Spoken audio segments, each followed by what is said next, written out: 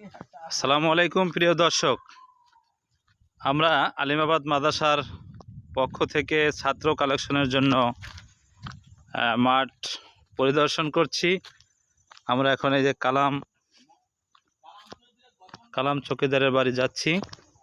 দেখেন আমরা একেবারে ঘাগড়িয়া সেই যে দারগার চর এর এই নদীর পাড়ে চলে আসছি। শুধু উদ্দেশ্য ছাত্র কালেকশন।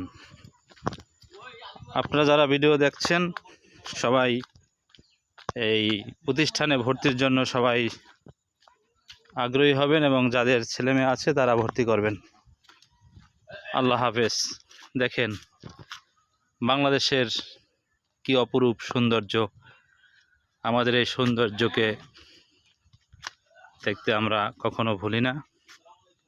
খুব সুন্দর মনোরম পরিবেশ। সবাই ভালো থাকবেন।